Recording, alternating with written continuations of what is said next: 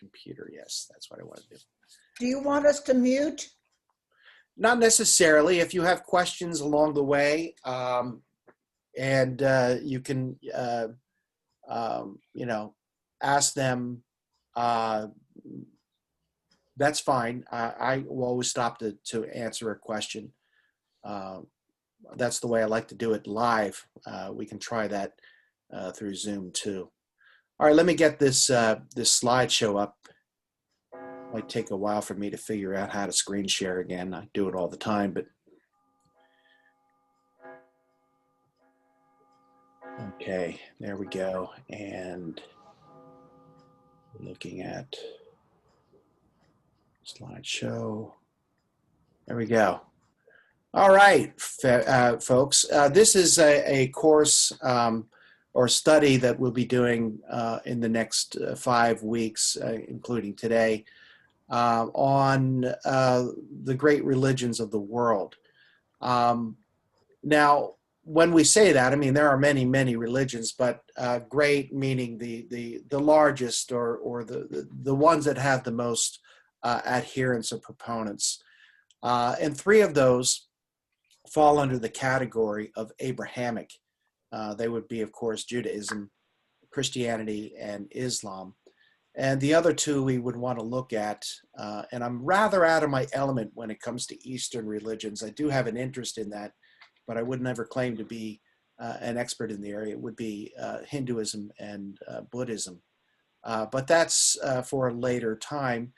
For the next couple of weeks, 3 weeks, we will be dealing with the Abrahamic tradition of Christianity, Judaism, and Islam.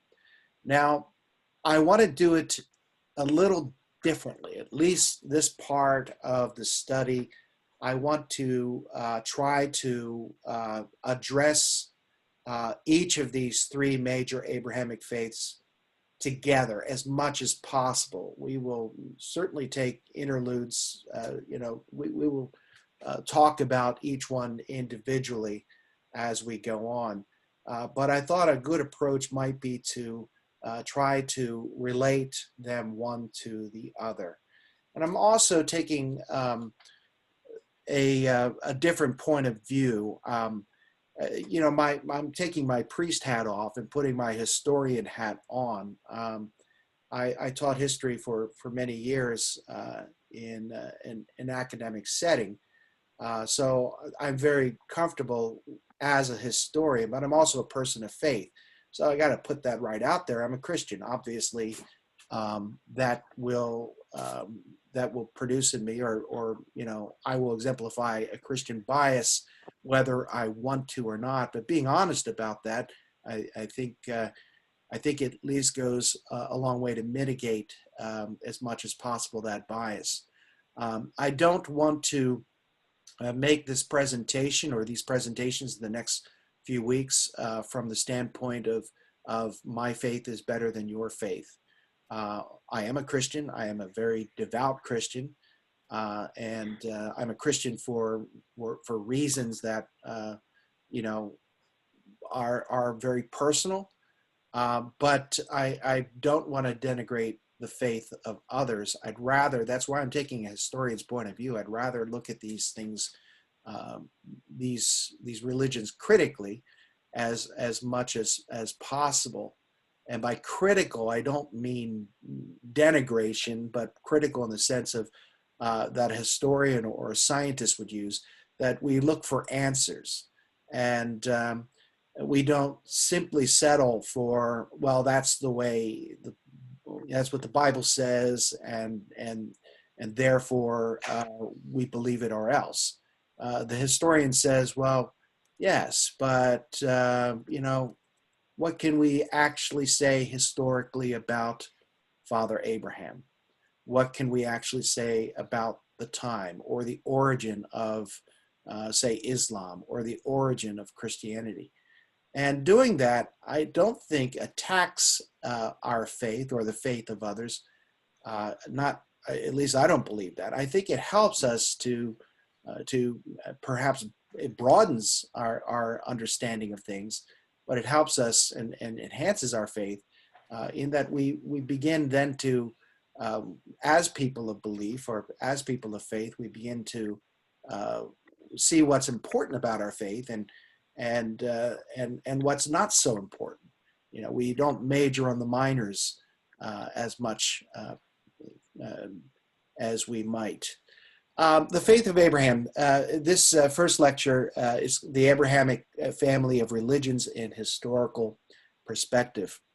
Now, we have three major Abrahamic faiths. I've already mentioned them: Judaism, Christianity, and Islam. They are placed in that order, the order pretty much of chronology, if we take Judaism as being the continuation of the ancient Israelite religion. Christianity coming in the first century of the Common Era, or AD, Anno Domini, and Islam, which comes in the 7th century of the Common Era. But there are other Abrahamic religions. We should never think that there are only three. There are three major ones, and they encompass the greater part of what we call Abrahamic faith. But there are a lot of ethno religions really in the Near East and in the area of Syria, Iraq, and even Persia. The oldest of these would be the Samaritans. We know about the Samaritans from the Bible, from the New Testament, the parable of the Good Samaritan. These people continue to this day. And their belief, of course, is that they are the legitimate line of Israel. And the Jews, of course, people who are Jews today and the Jews of Jesus' time regarded them as imposters, or at best half-breeds, those who were the descendants of the ancient Israelites who had mixed in with other peoples and syncretized their religion. The Druze are a people that live there. They have communities in Syria, Lebanon, Israel, Jordan. Their origins are kind of mysterious. Some would say that there's Islamic influence there. They're a very esoteric group. They don't believe in proselytizing, or sharing their faith. They're very secretive about things. What we know of them is very mysterious, but they would be considered an Abrahamic faith. The Yazidis, you might remember them from the news during the period where ISIS was prominent in the news. We heard about the kidnapping of Yazidi young girls and forced into marriages with ISIS soldiers. So yeah, they are also kind of that esoteric mentality, but it seems that their roots are in Shia Islam. I'm not an expert in that area, so to speak, but nonetheless, that's what I've read. There are also some new religious movements. The Baha'i faith came out of the revelations of a couple of prophets in the 19th century, the Bab being the Bab being the preeminent one. And this was a faith that tried to, or tries, it's still very, very prominent in the world. It's a universal religion. It tries to syncretize the earlier beliefs of Islam, Christianity, and Judaism, plus some elements of Zoroastrianism and other faith systems, monotheistic faith systems in that region. And we are probably familiar with the Rastafarians. Anyone who's a fan of Bob Marley knows that the Rastafari movement began in Jamaica, or it's common to Jamaica. They would see their roots as beginning in Ethiopia, and the figure of Haile Selassie the first, the king of Ethiopia back in the 1930s, as a figure that they would see as the return of Jesus Christ on earth. So they would be considered an Abrahamic faith as well. The term Abrahamic highlights the hugely important role that Abraham, a figure that's mostly known to the world through the biblical accounts, of how the role that he plays in each of these traditions, particularly the Jewish faith, the Christian faith, and the Islamic faith.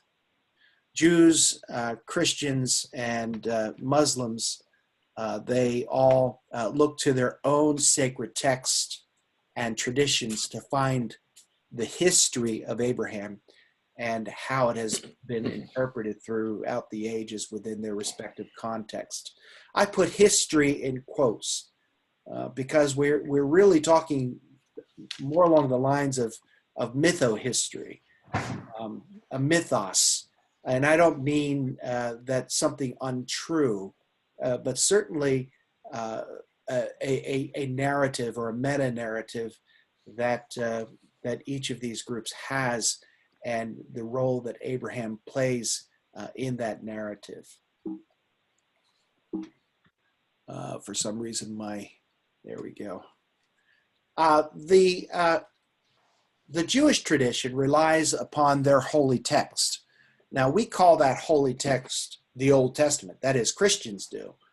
The Jews call their holy text the Tanakh, which is an acronym for the three parts of the Hebrew Bible. The Torah, which is the first 5 books purported to be written by Moses, first 5 books of Moses: Genesis, Exodus, Leviticus, Numbers, and Deuteronomy.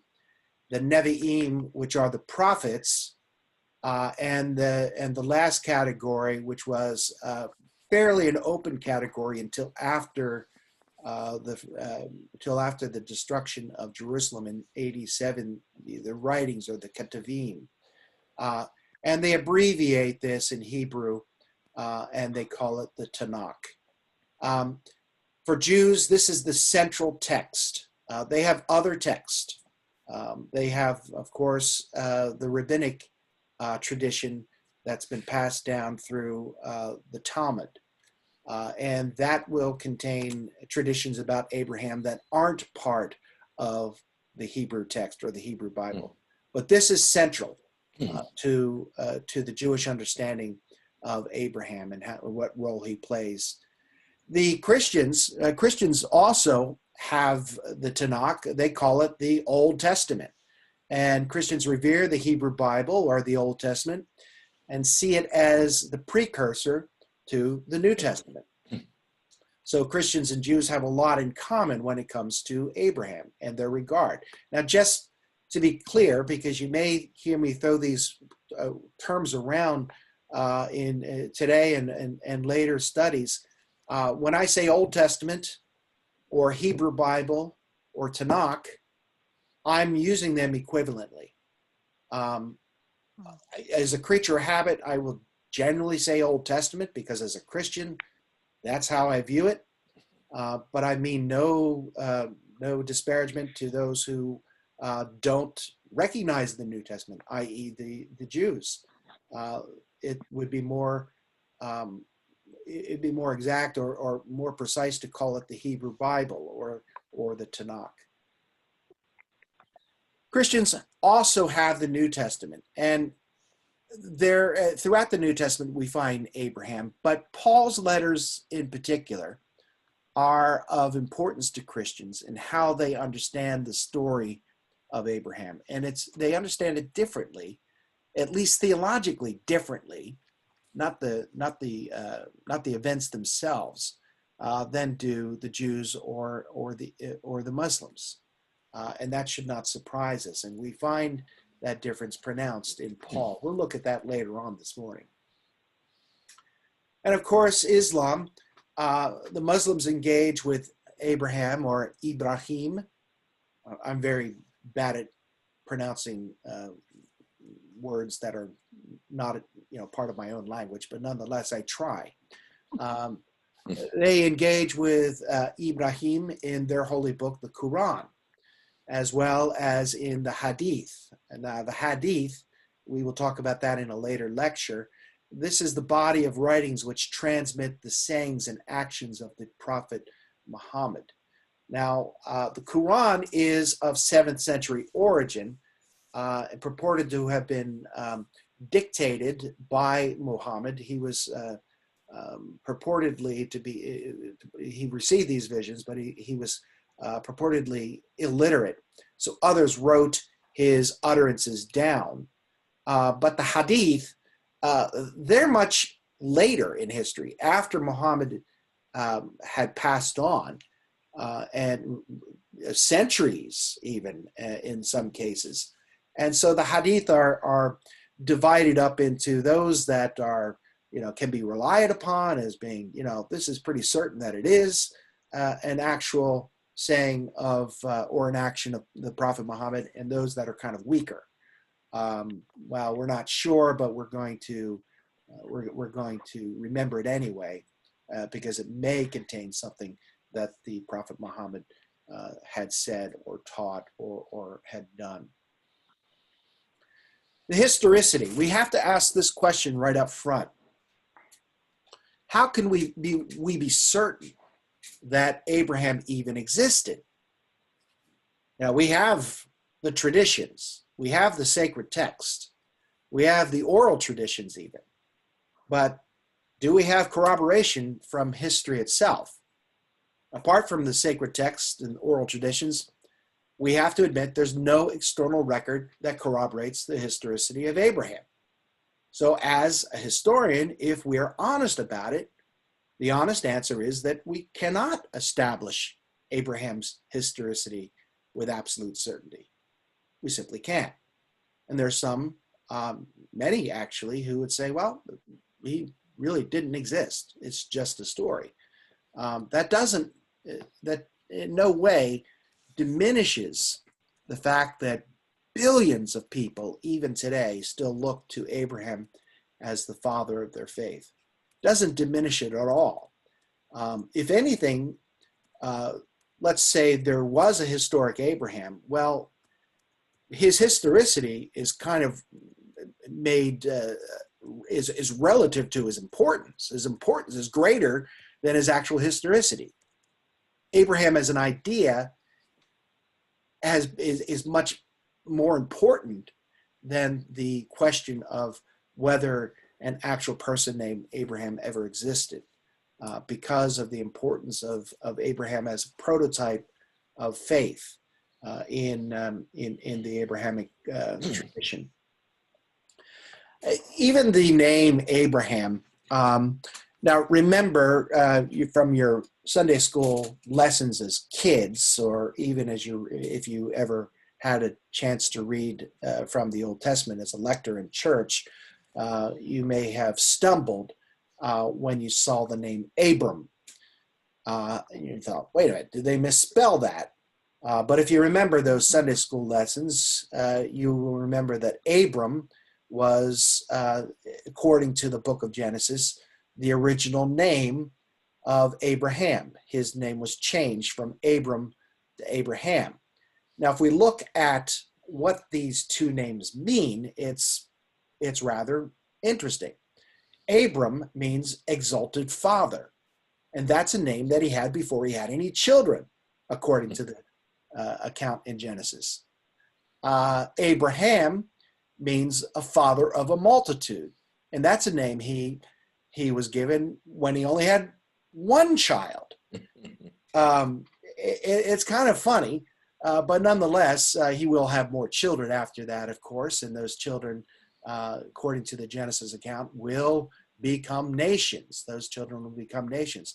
But the point from the historian's point of view here is that these names look more like titles than they do names. They look like titles that an ancient people might give to the progenitor of their race in retelling the story, in the retelling of their origin story. Exalted father sounds like a name that you give to the person who started your tribe or your nation.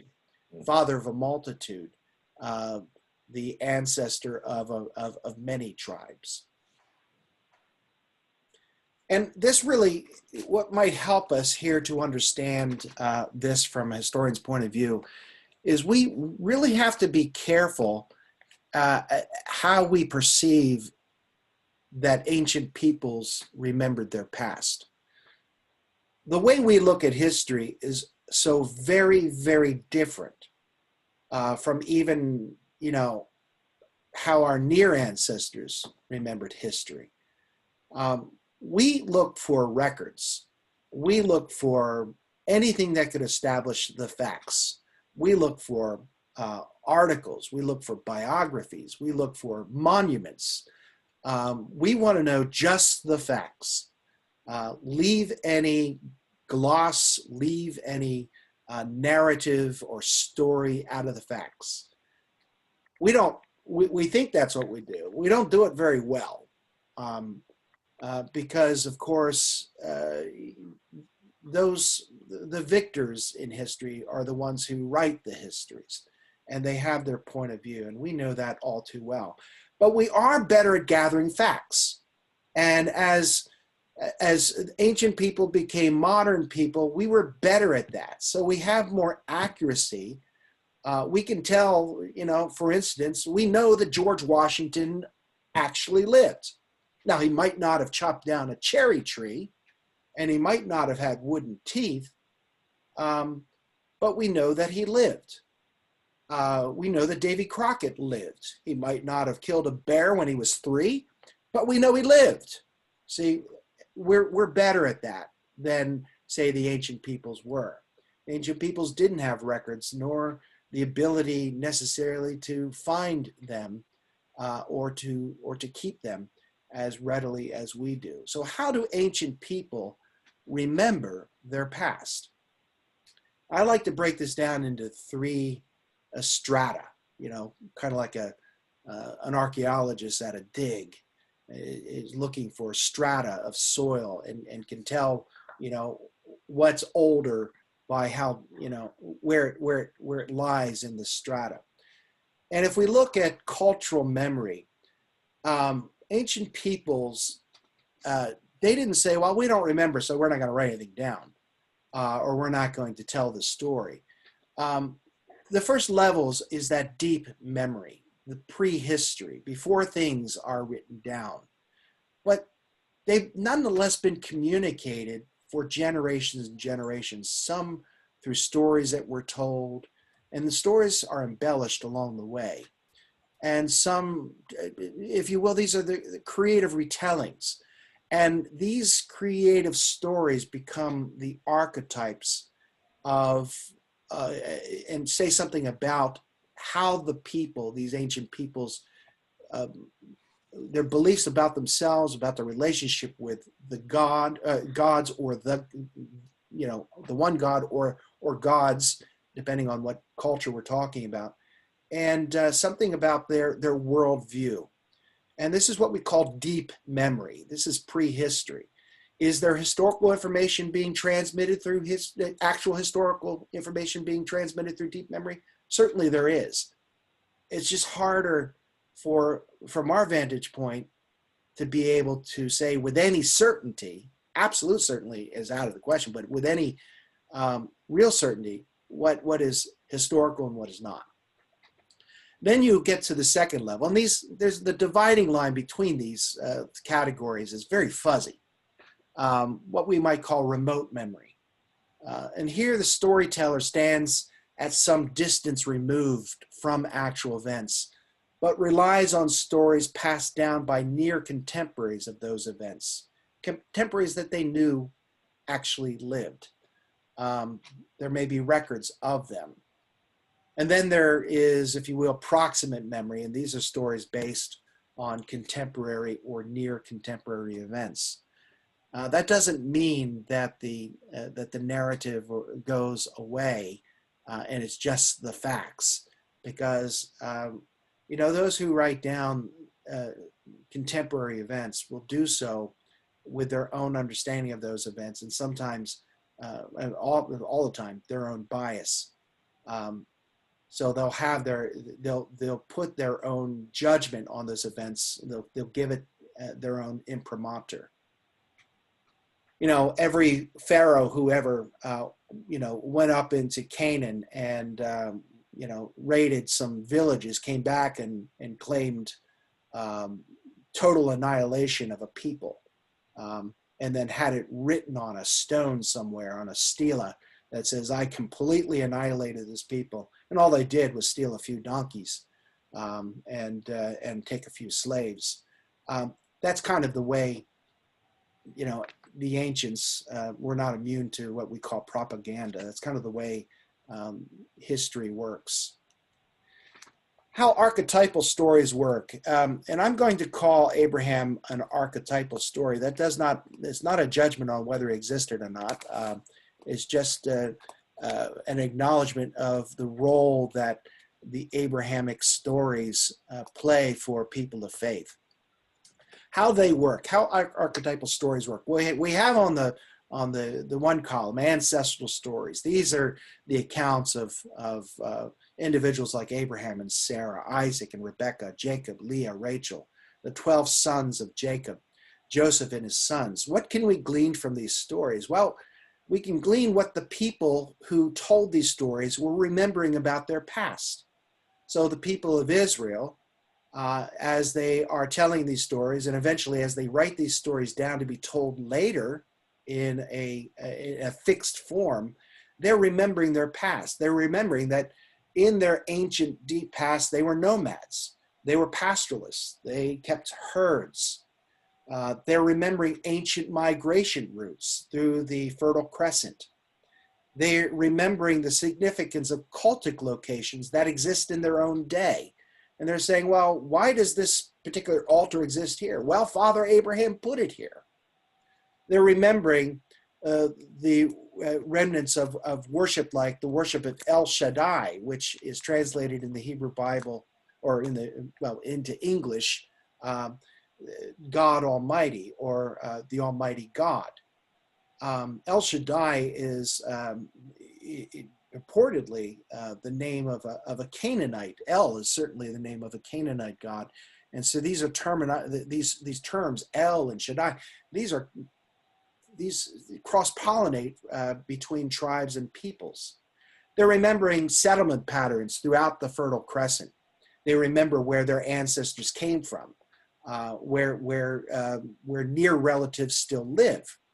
They're remembering the emergence of their tribal identities, their presence, the presence of Semitic peoples in the Nile Delta. This refers to Joseph and the sons of Jacob who settled in the Nile Delta. And they may maybe even be remembering in the story of Joseph in particular, wise administrators of Semitic descent. There were a couple of administrators in Egypt, high officials in Egypt, who were not Egyptians but were Semites, the same stock of people that the Hebrews came from, and one of them's name was Imhotep, and a lot of scholars wonder if that could be an allusion to Joseph of the Bible. That's how archetypal stories work. Now we have to map out the story of Abraham, the archetypal story of Abraham. And here we're going to turn to the book of Genesis. And we do this because two of the three major Abrahamic faiths use Genesis as their primary source for information about Abraham and tell the story of Abraham through the book of Genesis. And Islam, while perhaps not as excited about the book of Genesis, nonetheless acknowledges that the Jews and the Christians are people of the book, and they acknowledge that these scriptures, though not infallible, do contain information about Abraham, and much of it is corroborated by Islamic tradition as well. So that's how we're going to map out the archetypal story of Abraham. It starts in the 11th chapter of Genesis after the account of the Great Flood and the Tower of Babel. In fact, immediately after the Tower of Babel, we come to Genesis 11, and we meet a family whose patriarch's name is Terah. Now, Terah happens to be the father of Abram, and he has other sons. He has a son named Haran, and he has a son named Nahor. And depending on how you read the text, he has a daughter named Sarah, or Sarai. Abram is married to Sarai. And in one interesting passage where Abram is pretending that Sarai is his wife, his sister, so that he isn't killed by someone, a king who wants to take Sarai into his harem. And when the king finds out, his name is Abimelech, he says, "Why didn't you tell me she was your wife? I would have taken her into my harem." And he says, "Well, because I was afraid that you might kill me to have her." He says, "Well, your God intervened. I'm not going to kill you. But why did you tell me she was your sister?" And he says, "Well, actually, she is my sister. She's the daughter of my father. So a half sister, if you will." Then there's the character of Lot. Lot is the son of, I believe he's the son of Haran, and he will journey with Abram to the land of Canaan. Now, what's interesting is that it's not Abraham in Genesis 11, but Terah in Genesis 11 who initiates the move to the land of Canaan from the city of Ur, which is Ur of the Chaldeans, which is in Babylonia, deep, deep, deep within Mesopotamia.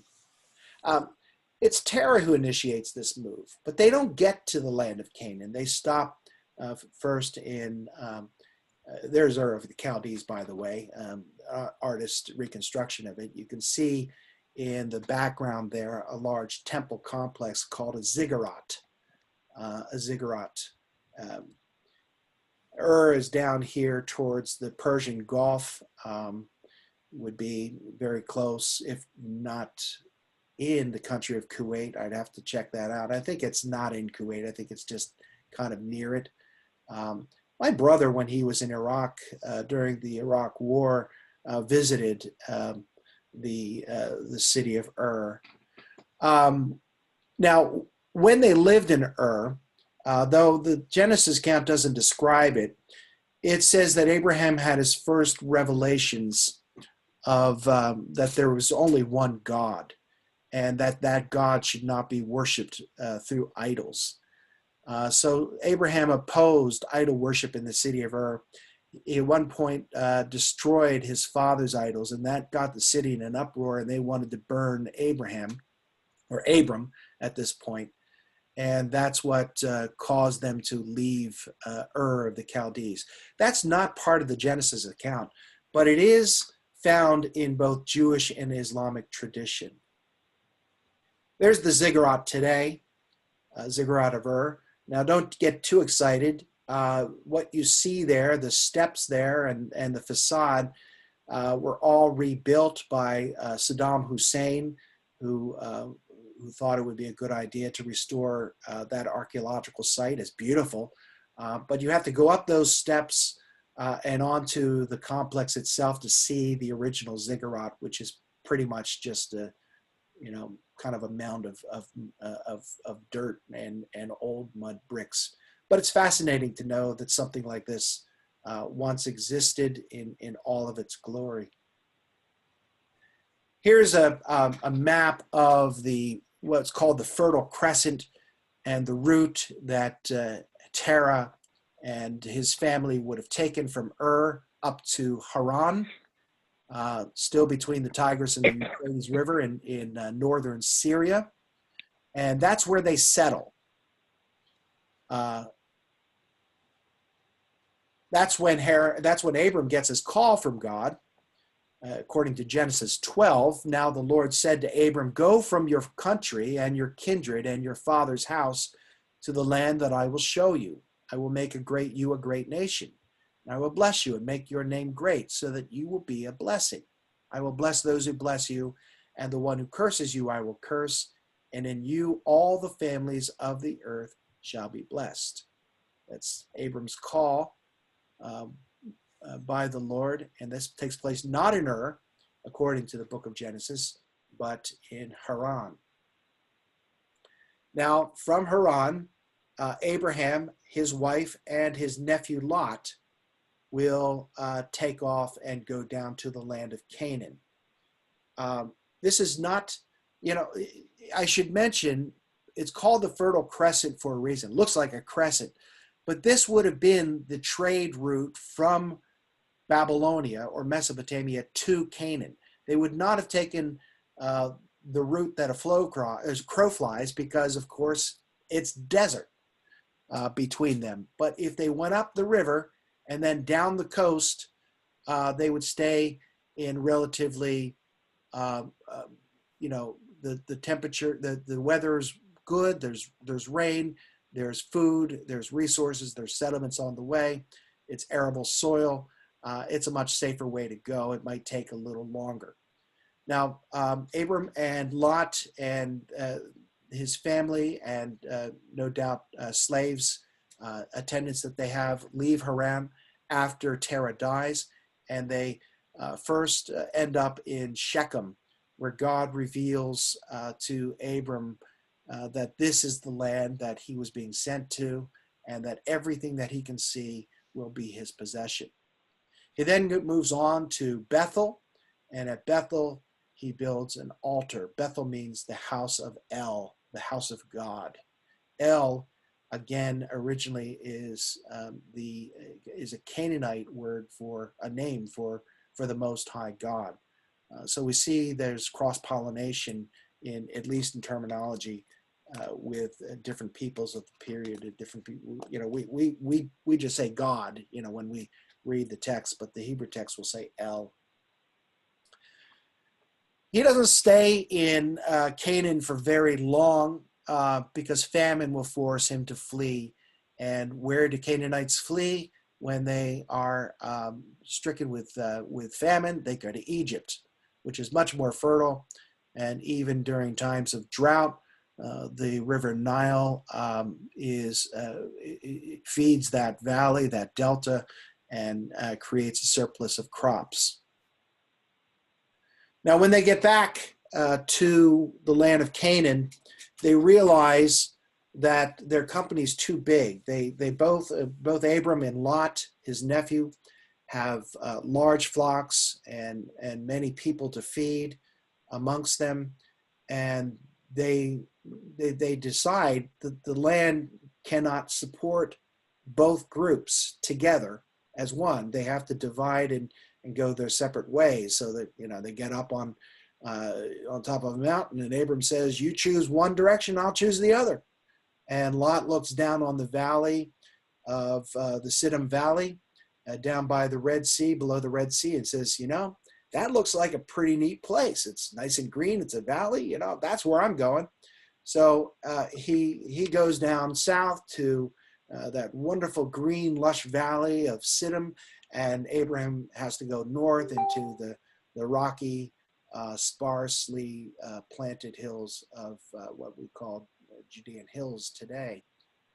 And they go their separate ways. Of course, in the end, Lot will come to regret that decision when Sodom and Gomorrah are destroyed.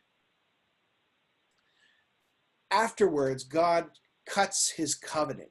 And I use that terminology, cuts. We would say God makes a covenant, but the Hebrew is very explicit. You make a covenant by cutting a covenant. And this is an ancient tradition where they would take animals, bulls, sheep, and birds, and divide them, cut them literally in half, and put them, and then walk between the halves. And in this way, in taking this oath and making a covenant, the two parties would be basically saying, in a very visual sense, may this happen to me. May I be cut asunder if I break the covenant. Well, God appears to Abraham and tells him to go ahead and prepare the covenant ceremony. So Abraham, he takes the bull and he takes the sheep and the goats and the birds, and he divides them and lays them out in pieces, and he waits and waits and waits, and God never shows up. And he waits so long, the birds start to come and try to eat the carcasses, and Abram has to shoo them away. Eventually he gets tired and he falls asleep, and he wakes up and he sees a torch and an incense censer floating, I guess, if you will, in the air, and proceeding through these broken carcasses alone by itself without Abram. And then God expresses to Abraham that this is a covenant that he alone is making for Abraham, that he will be the father of many nations, and that the land where he dwells, he will possess forever. So that's the first sign or first time that God will go into a covenant relationship with Abram. That's very important for Israel, of course, ancient Israel, and even today for the Jews. Right after that, and he says that he'll have descendants, but Abram at this point is childless. But Abram takes things into his own hands. He thinks, well, okay, Sarai, my wife, is barren. And actually, Sarai is the one who approaches Abram in chapter 16 and says, I'm barren, but you need a son. You need an heir. And she says, why don't you take my handmaiden and have an heir through her? And then we can raise that child as our own. And it's a happy moment, the birth of Ishmael, which is the name that Sarai gave to him. Ishmael means God hears me. So Hagar, the slave woman, the handmaiden, gives birth to Ishmael, and Sarai raises Ishmael as her own. In Genesis 17, God appears to Abram again. This time, he shows him the stars of the sky and the sands on the shore, and he says, if you can number them, you can number the number of descendants that you will have. And he commands Abram at this point. He reaffirms the covenant that he made with Abraham, and he commands Abraham at this point to circumcise himself and all of the male members of his household, both free and slave, including his son. But he also tells Abram at this point that he's going to have a son, not Ishmael, but that he's going to have a son through Sarah. And God changes Abram's name at this point. No longer is he Abram, exalted father. Now he is Abraham, the father of multitudes, or colloquially, the father of many nations. He also changes the name of Sarai to Sarah. And that's just a little bit of a verbal change. They both mean essentially the same thing. Sarai means a princess. Sarah means more like an exalted princess, or something more royal, if you will. He commands that all the males in Abraham's household undergo circumcision, both slave and free.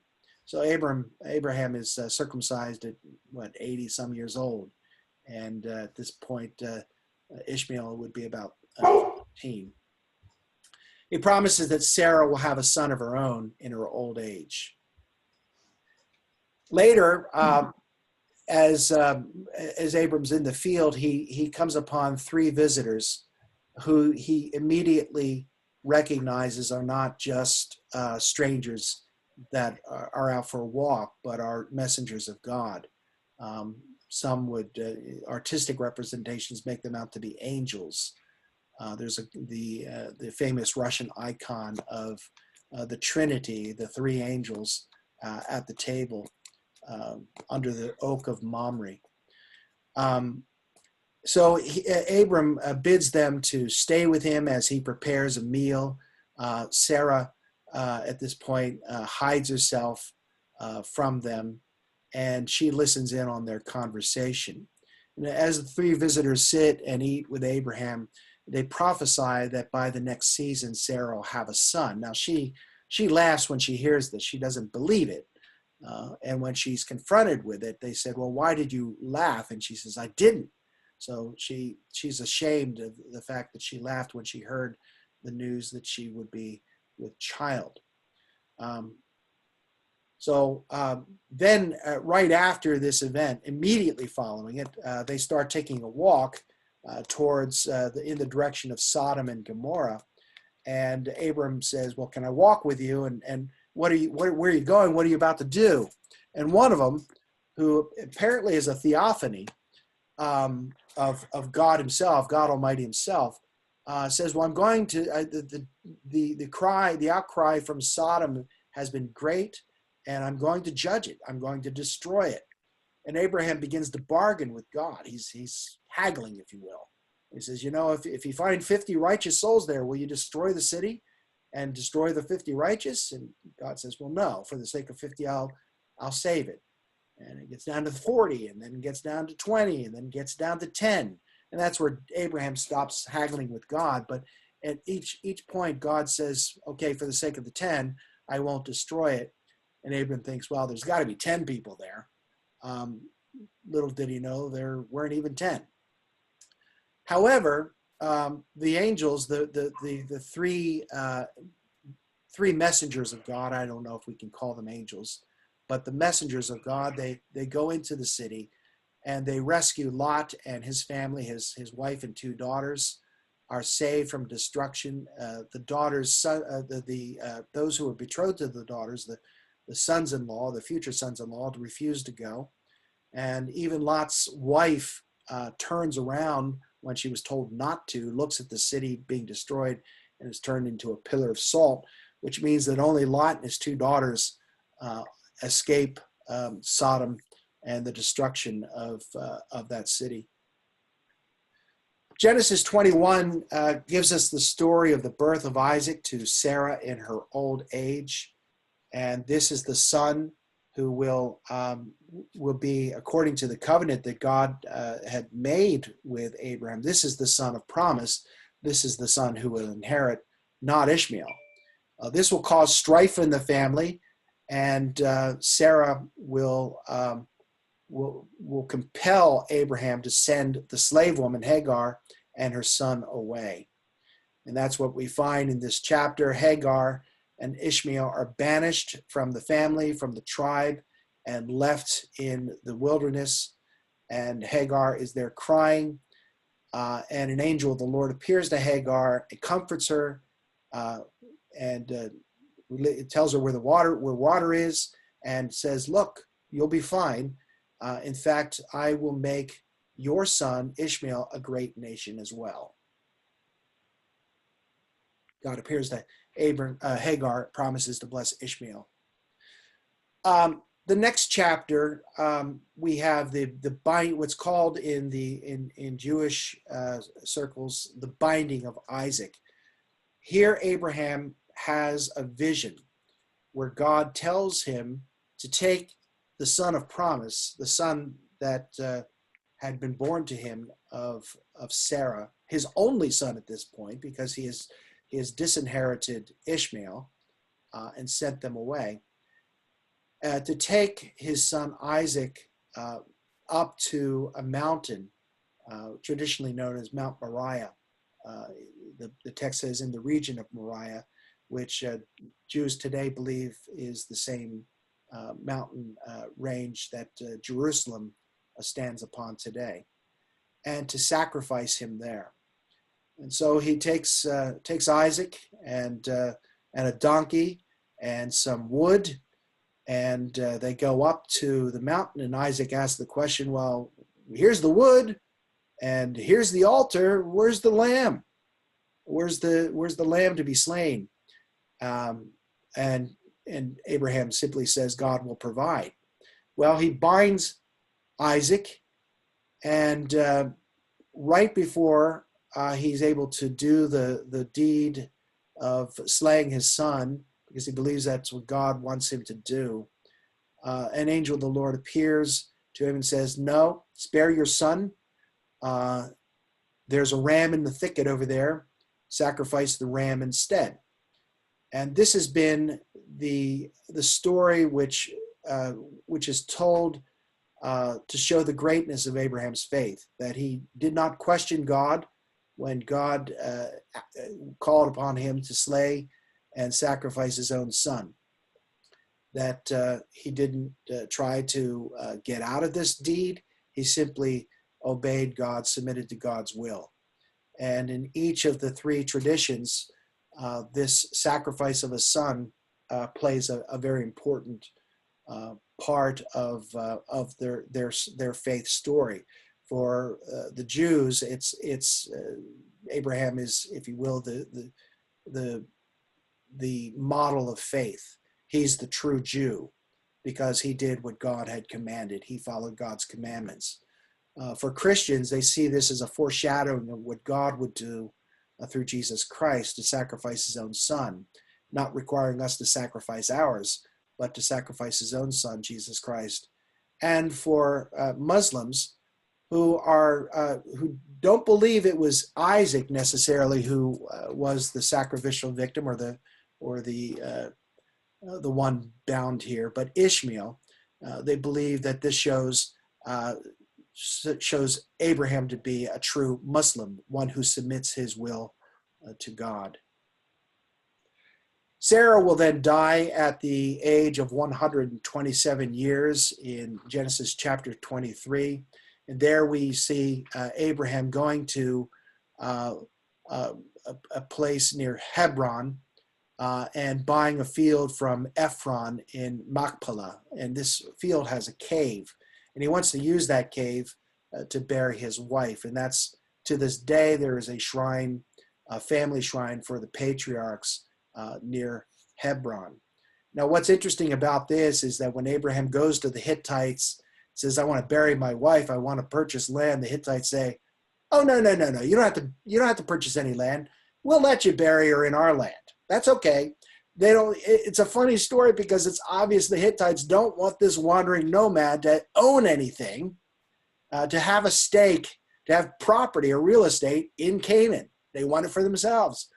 But eventually, he's able to haggle with Ephron, and he buys a foothold, if you will, a foothold for the Israelites, this family tomb, this family shrine in the land of Canaan. Abraham marries again. A lot of people don't realize this, but Abraham married, after Sarah died, he married someone mysterious named Keturah. We don't know much about her. We do know that they had 5 sons: Zimran, Jokshan, Midian, Ishbak, and Shua. So the story of Abraham goes on and on and on. The story of Abraham, though, ends with his death at the age of 175. Now, why is this story so important? It's important because it's not merely a story about a nomad who wandered around the Fertile Crescent during the late Bronze Age period. That's not why it's important. The story of Abraham, as told in Genesis, was the root of Israel's cultural identity as a people. Now, before I unpack what I mean by that, by being the root of Israel's cultural identity, we have to clarify what we mean by Israel, because this is confusing to people. And so we're going to take a little bit of a detour here. We need to make a distinction between Israel as an ancient people, the Israelites, as we call them, Israel as a kingdom, the united monarchy under David and Solomon, well, Saul, David, and Solomon. Israel as a separate kingdom from Judah under the divided monarchy, and the Jewish people, the people we know today as the Jews. These are important distinctions to make. And of course, modern Israel, the citizens of modern Israel would not be Israelites, but Israelis. So if you think of ancient Israel, I want you to think in terms of an ancient confederation of 12 Semitic tribes who claimed descent from the patriarchs Abraham, Isaac, and Jacob. That's who we mean by ancient Israel or the Israelites. If we're talking about Israel, the kingdom, well, there are two phases to that. There's the United Monarchy period, and that was the ancient kingdom that emerged from this confederation of tribes around the 9th, 10th century BC. And we can think of King Saul, King David, and Solomon as being the three monarchs of that period. But there's also a divided monarchy period when this kingdom that was originally united divided into two, and the northern kingdom became known as the Kingdom of Israel. They kept the name Israel. The southern kingdom went by the name of Judah.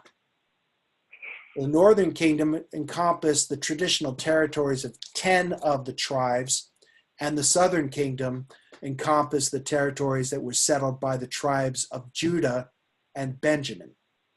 Benjamin was a small tribe. Judah was a very large tribe, the largest of the tribes. So that's kind of how that sorted itself out when the kingdom, the monarchy divided.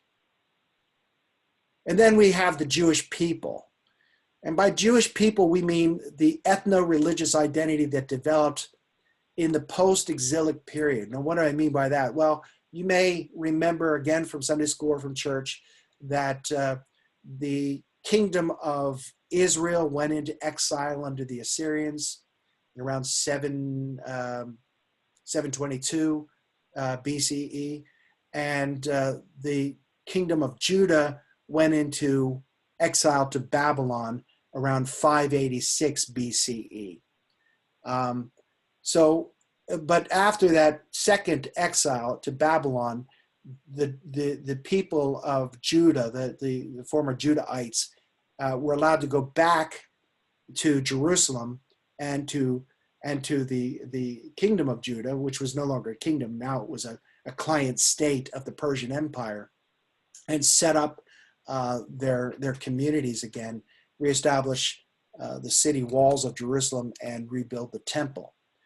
But the name Jew, or the term Jew, actually is something that became common when the Judahites became or the region of Judah became occupied by the Romans and became the province of Judea. And so anyone who lived in Judea was called a Judean. Eventually, that would be anglicized to Jew, and that's where that term comes from today. So the religion of Judaism is really about the continuation of their faith in the Common Era. Israel, of course, the modern state of Israel was established in 1948 after the expiration of the British Mandate in Palestine. And after the Second World War, it was recognized by the United Nations as a homeland for the Jewish diaspora throughout the world. Now, it's told in the book of Genesis, going back to this idea that Abraham was the root of Israel, ancient Israel's cultural identity, and by extension, it's the core of Jewish identity today. What do I mean by that? What I mean is the story of Abraham defined who the Israelites were as a people. It told them important things about themselves, things that they believed, where they came from, how they came to possess the land of Canaan, and about their relationship with God through a covenant that God made with them through Abraham. He made it directly to Abraham, but since they are Abraham's heirs, they're heirs of the same covenant. But that's not all. Abraham's story also informed ancient Israel's understanding of how they related as a people to their neighbors, to their surrounding neighborhood, to the peoples that they coexisted with. We can see that in Abraham's progeny, his children, with Ishmael, Hagar's son. Ishmael had 10 sons, and those 10 sons, many of their names are recognizable as tribal names, and they make up an ethnic group called the Ishmaelites. And the Ishmaelites are thought to be the ancestral line of many of the Arab tribes, many of the Arab peoples. Sarah's son, Isaac, had a son by the name of Jacob, but he also had a son by the name of Esau, who went by the nickname Edom. Now, Jacob had 12 sons, and those 12 sons are the forerunners of 12 tribes, the 12 tribes of Israel. Edom, or Esau, was disinherited, but he gave rise to a kingdom called Edom. And then the 5 sons of Keturah are traditionally believed to be the progenitors of various nomadic tribes in the south and in the east. The best known of those tribes are the Midianites. And if you remember the story of Moses, his father-in-law was Jethro. Jethro was a Midianite. When Moses fled Egypt, he ended up in Midian, and that's where he met Jethro and his daughters, and married one of them, the daughter Zipporah.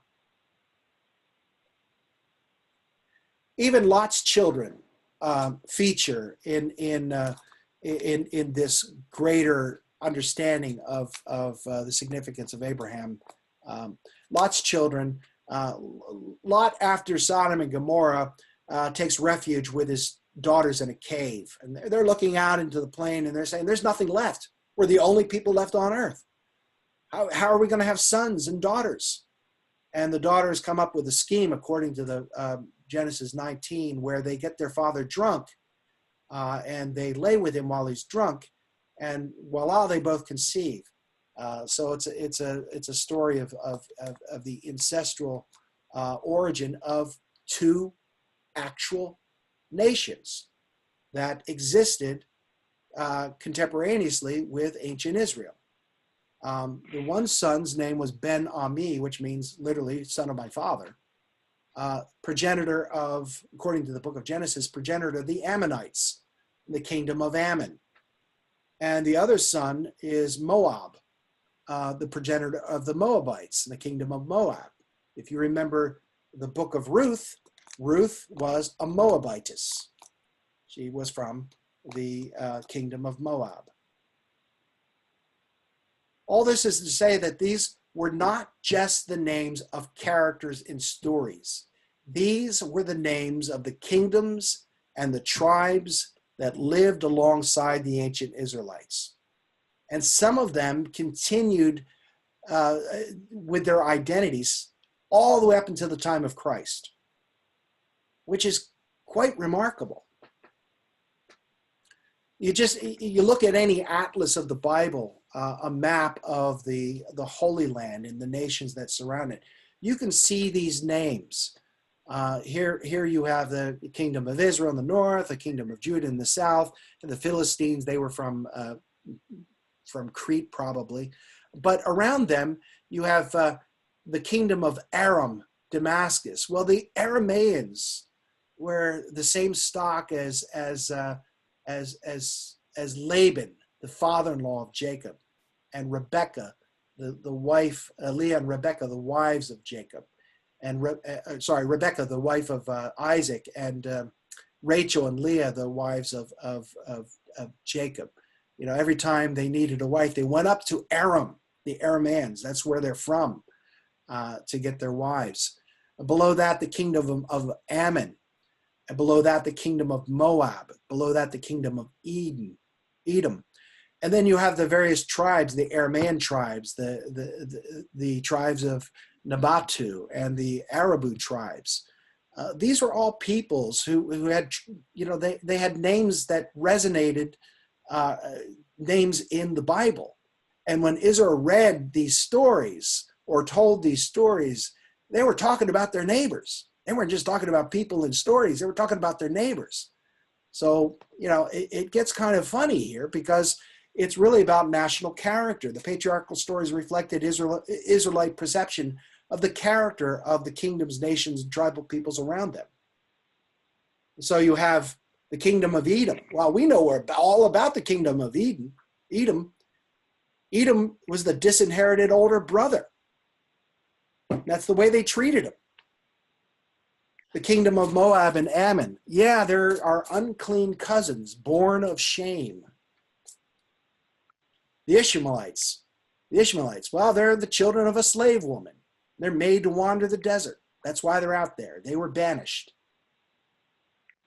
And the Midianites, descended from the trusted son of Abraham. Good old Uncle Jethro, the Midianite, the wise counselor of Moses.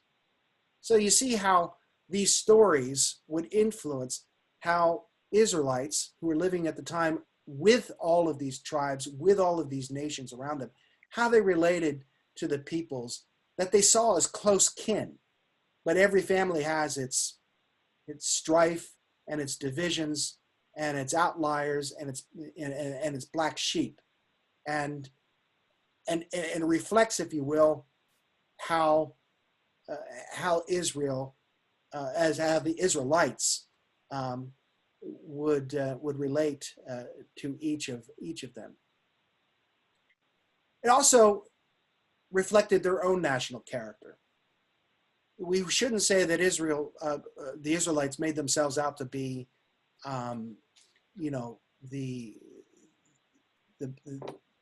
the paragons of virtue. They weren't. Israel was often brutally honest about their own national character. Their immediate patriarch, Jacob, the grandson of Abraham, his name literally means deceiver. And his story is all about how he would deceive everyone. He cheated his brother Edom out of his inheritance.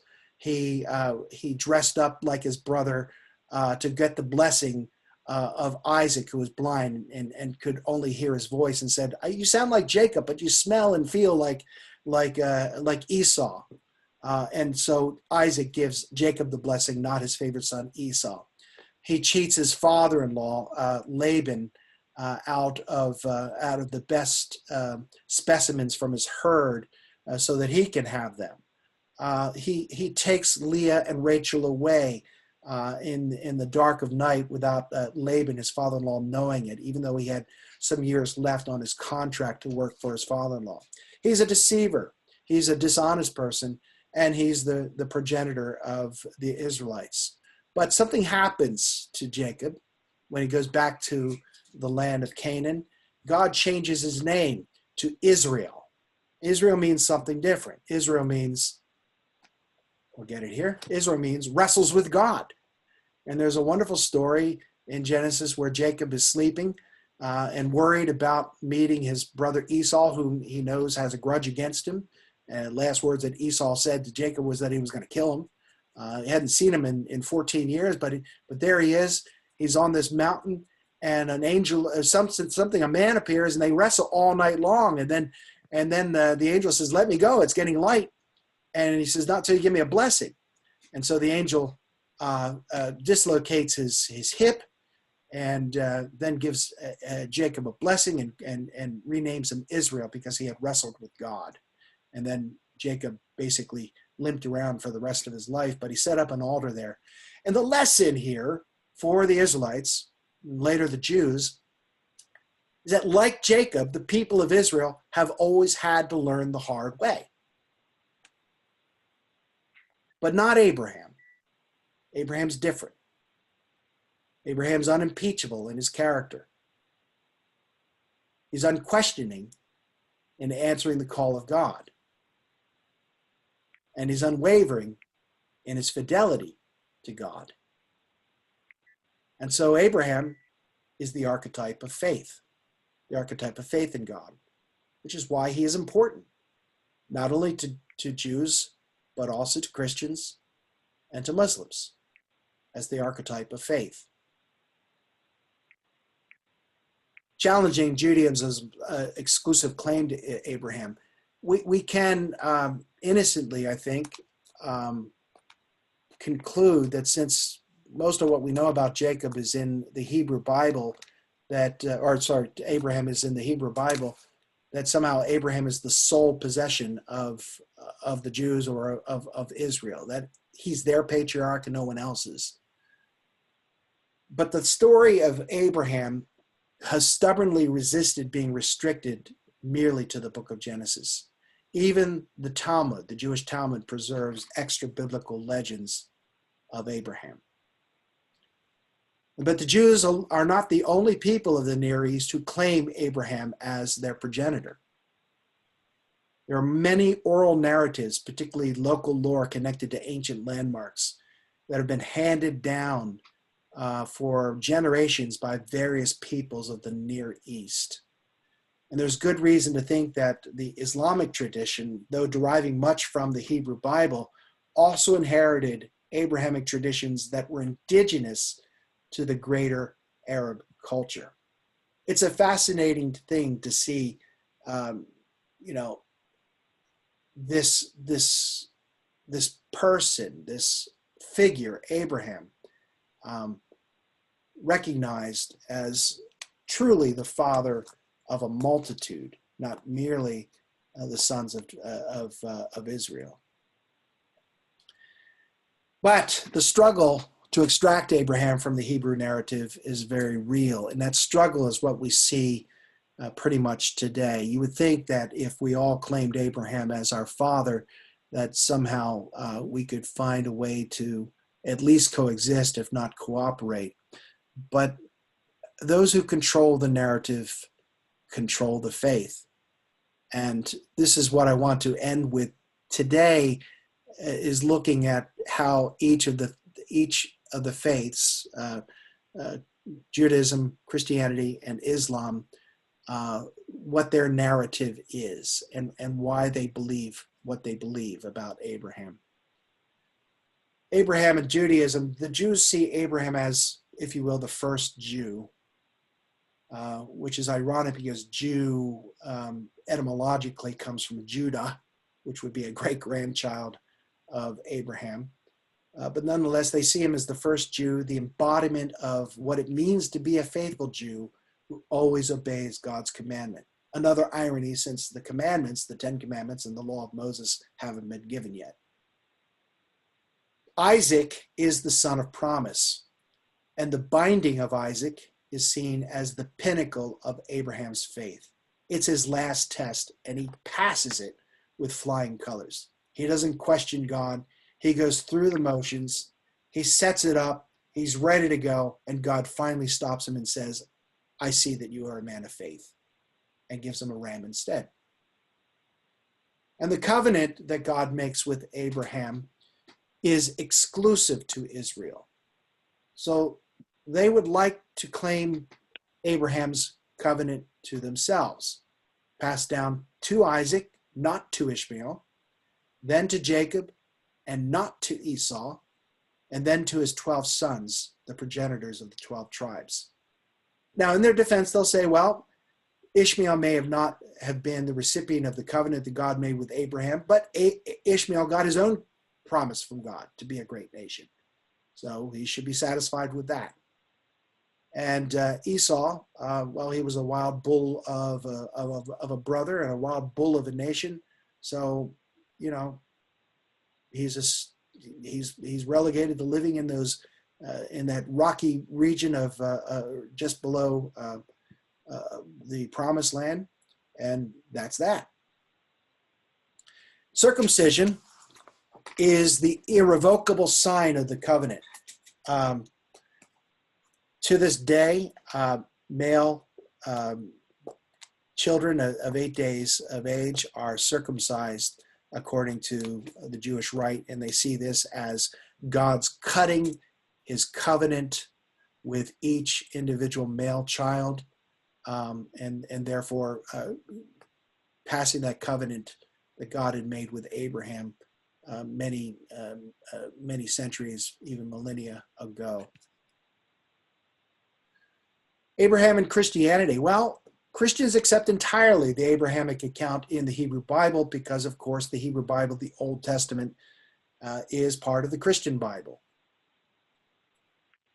The binding of Isaac in Genesis 22 is not called the binding of Isaac by Christians. It's called the sacrifice of Isaac, even though he wasn't sacrificed. And it's called this because, of course, Christians see it as typifying the sacrifice of God's Son, Jesus Christ. And it's in this way that all nations will be blessed through Abraham. And it helps that Jesus is a descendant of Abraham. Christians see Abraham's faith as a paradigm for all who follow Jesus and are thus justified by faith. As it says in Romans chapter 4, Abraham believed God and it was credited to him as righteousness. In this way, Abraham becomes the ancestor of all who have faith, all who believe, not just the circumcised, but also the uncircumcised. Paul will make a big deal of this in Romans and also in Galatians. And he will say, basically, your baptism in Galatians chapter 3, he'll say your baptism is your circumcision. And he's talking to Gentile believers. And his argument is that they don't have to be circumcised to become children of Abraham. This is the way he expresses it in Romans chapter 4. Is this blessedness then pronounced only on the circumcised or also on the uncircumcised? We say faith was reckoned to Abraham as righteousness, because that's a quote directly from Genesis. How then was it reckoned to him? Was it before or after he had been circumcised? It was not after, but before he was circumcised. He received the sign of circumcision as a seal of the righteousness that he had by faith while he was still uncircumcised. The purpose was to make him the ancestor of all who believe without being circumcised and who thus have righteousness reckoned to them. And likewise, the ancestor of the circumcised, who are not only circumcised, but who also follow the example of faith, of the faith that our ancestor Abraham had before he was circumcised. His argument is that God declared him righteous before he was even circumcised. Therefore, Abraham is the father of both those who are circumcised but have faith and those who are uncircumcised and have faith. Very different from the way Jews would look upon the rite of circumcision. When we get to Ibrahim in Islam, the Quran describes Ibrahim as a figure who was not a Jew, nor yet a Christian. And remember, the Quran was written during a time when there was a very defined sense of what it meant to be a Jew and what it meant to be a Christian.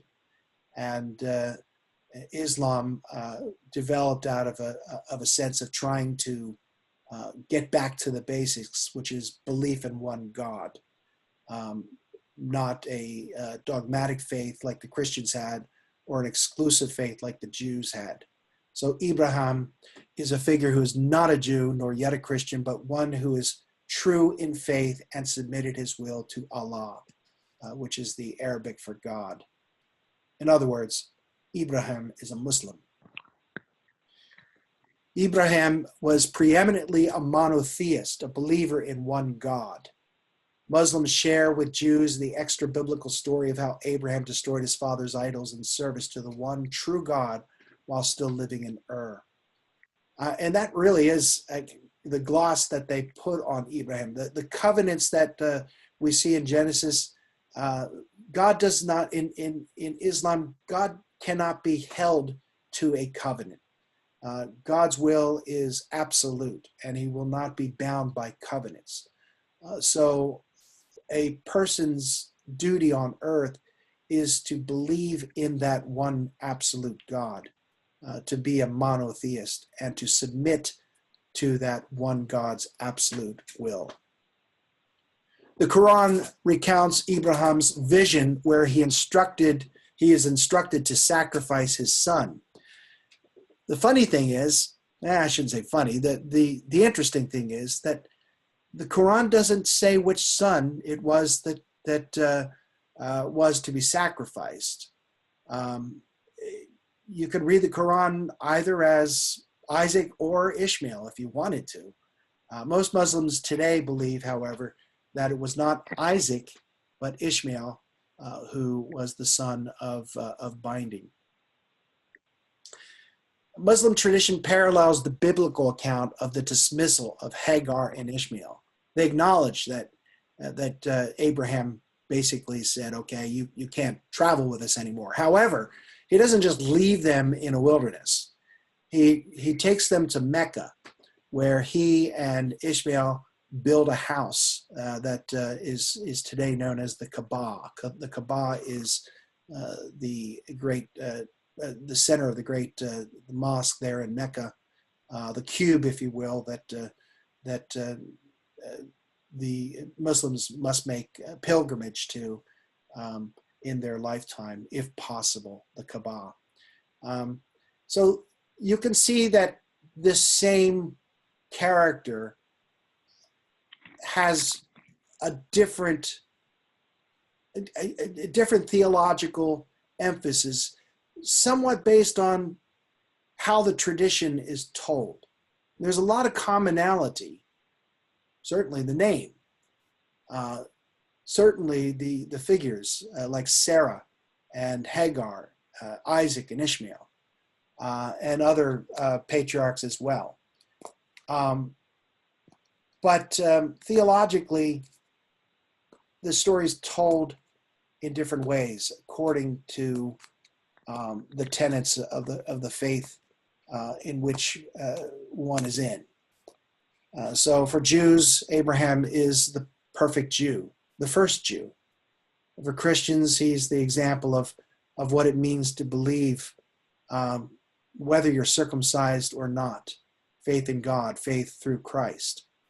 And for Islam, Abraham is supremely a Muslim, that is one who submits wholly to the will of God, not Jewish, not Christian, not a sectarian at all, but merely one who submits his will to God. I believe that is my last slide. Yes, it is. So I'm going to stop sharing here for a second. Go back to the screen. I want to thank all of you for attending. If you have questions, wow, it's 11:22. Please unmute yourself and ask away. That was really interesting, Dan. Thank you. Thank you, Jim. Thank you, Dan. Thank you. Is there a quiz? Sorry? Is there going to be a quiz? Oh, a quiz? Yes. Yeah, at the end. Okay, well. Whoa. Don't that tempt was a me. lot, Don't Dan. tempt me. Thank you so much. Well, I hope it was informative. I hope you learned something along the way. Thank Oh, you. terrific. Thank you. As someone brought up in Catholicism in the Baltimore Catechism, I learned a tremendous amount today. So thank you. Well, it's good to see you, Elaine. I know. I apologize for the title on my Zoom slide. It's from a grandparents group I belong to, so I apologize. No problem. I didn't recognize you because of the name. It said Schmo, and I thought, well, that's an interesting name. Then you spoke up. I'm like, I recognize that voice. Well, thank you. It was very informative. Blessings to all. Great. Next week. Dan, Yeah, sure. what is your next lesson going to be on? Are you still going to talk about all three Abrahamic religions, or are you going to go to one or the other? I'm going to go to. I'm going to talk about the divergence between Judaism and Christianity. That period in the first century.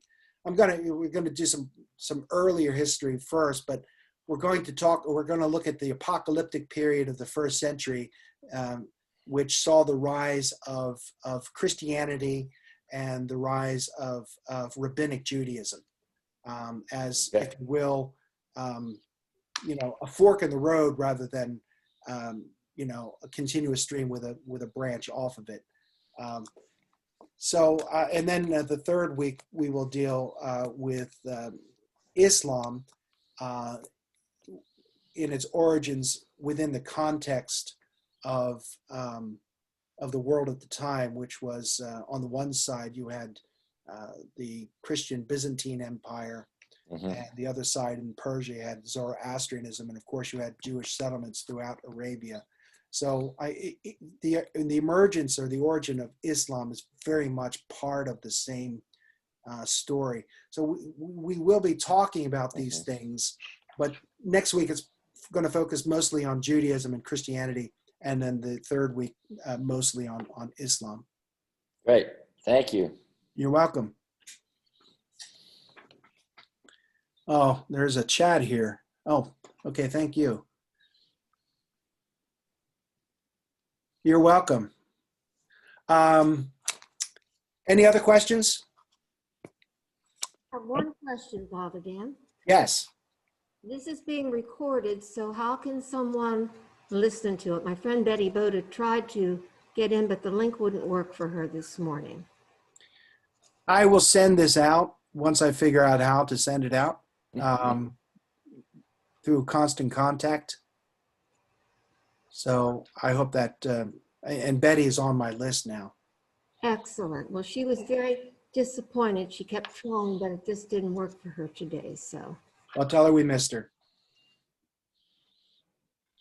Okay, there are some people that I don't necessarily know. I didn't know Schmo until she spoke up. But I thank you for joining today, and I hope to see you next week. Look forward to it. All right. Well then, adios. Goodbye. God bless Okay. to you all. Thanks. Thank you, Dan. Thank you. Bye-bye. Thanks, Dan.